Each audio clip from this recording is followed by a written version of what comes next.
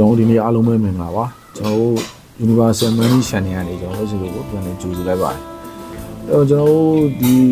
တစ်ခေါက်ပေါ့နော်ကျွန်တော်တို့စီကိုကျွန်တော်ကဘယ်လိုလဲဆိုပေါ့နော်ဒီပုံစံကိုကျွန်တော်ပြပေးမယ့်ပုံစံပေါ့နော်ကျွန်တော်တွက်နည်းနဲ့ပြပေးတာလိုက်ကြည့်လိုက်ပေါ့နော်ကျွန်တော်တရက်စာတင်သွားမှာပေါ့နော်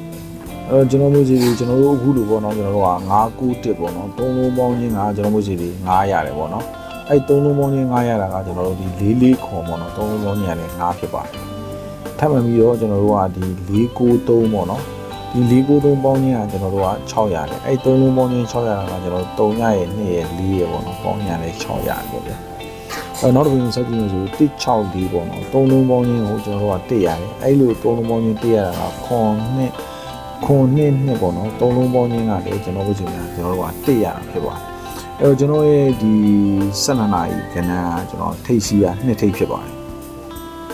အဲ့တော့ကျွန်တော်နောက်ပိတ်ကိုထပ်ပြီးတော့တွက်ပြမယ်ပေါ့နောက်ပိတ်ကိုတွက်တဲ့အခါကျတော့ကျွန်တော်အခုလိုပေါ့နော်433ပေါင်းချင်းက4ပေါ့နော်အဲ့လို3လုံးပေါင်းချင်း4ဖြစ်တာကကျွန်တော်တို့က331ပေါင်းချင်းကလည်းဒီမှာ1နဲ့ဒီ133ပေါင်းချင်းကလည်း4ပေါ့နော်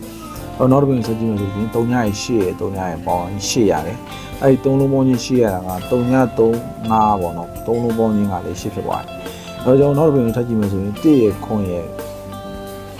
3လုံးပေါင်းချင်းဟာကျွန်တော်တို့ဆိုတာ900ရတယ်အဲ့3လုံးပေါင်းချင်း900ရတာကကျွန်တော်တို့ကခွန်ဒီမှာပေါ့နော်4နဲ့4နဲ့ပေါင်းချင်းက4နဲ့4နဲ့ပေါင်းတာက8ပေါ့နော်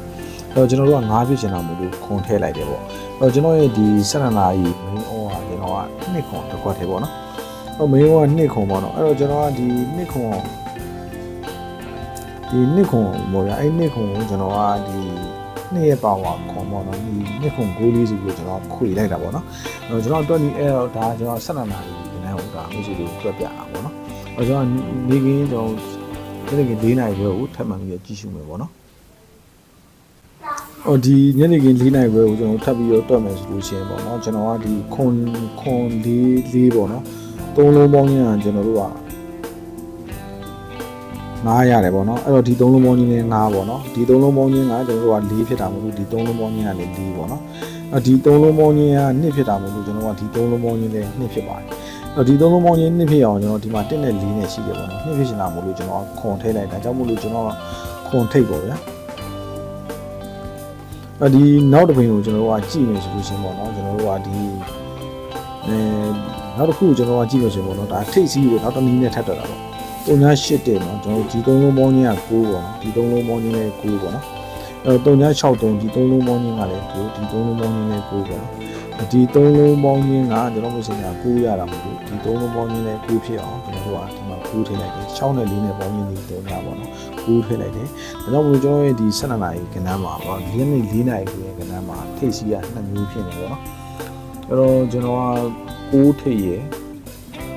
9ထိပ်ရခွန်ထိပ်ရဆိုပြီးတော့ပေါ့နော်ကျွန်တော်2မျိုးဖြစ်နေပေါ့နော်အဲ့တော့2မျိုးလုံးယူရပေါ့အဲ့တော့ကျွန်တော်နောက်ပြီးတော့ညနေခင်းနောက်ပိတ်ကိုကျွန်တော်ကတွက်မယ်ဆိုရင်ကျွန်တော်တို့ကဒီအတန်းလိုက်ကြီးကိုကျွန်တော်တို့ကပေါင်းလိုက်900ရတယ်အဲ့ဒါ9ကကျွန်တော်တို့ဒီ4နဲ့1နဲ့ပေါင်းနေရတယ်9ပေါ့နော်အဲ့တော့ဒီမှာ283ခွန်ဆိုတာရှိတယ်ဒီ283ခွန်ဒီလုံးပေါင်းခြင်းကခွန်ပေါ့နော်အဲ့တော့ဒီနှလုံးပေါင်းခြင်းကလည်းအဲ့ဒီ3လုံးပေါင်းခြင်းကကျွန်တော်တို့ကခွန်ရခဲ့တာမျိုးလို့ကျွန်တော်တို့ကဒီမှာ2ရှိတယ်ခွန်ဖြစ်ရှင်တာမို့လို့ကျွန်တော်က9ထည့်လိုက်တယ်ပေါ့ဗျာအဲ့တော့ဒါညနေခင်း4နာရီခွဲကတော့ကျွန်တော် site တင်က3မျိုးဖြစ်သွားတာအဲ့တော့ကျွန်တော်ကဒီ4နာရီခွဲကိုကျွန်တော်တို့ကကနန်းကိုကျွန်တော်တို့ကဖော်လိုက်တဲ့အခါမှာကျွန်တော်ကဒီခွန်9ရယ်9 9ရယ်ပေါ့နော်2 5 3 5 4 5 6 5အဲ့တော့ကျွန်တော်မျိုးစီတွေလောက်ဆိုရင်ကျွန်တော်အစီအစဉ်ဖြစ်တော့ကျွန်တော်တွက်နီးနဲ့ပြတာကျွန်တော်မျိုးစီတွေကျိုင်းနေတက်ရင်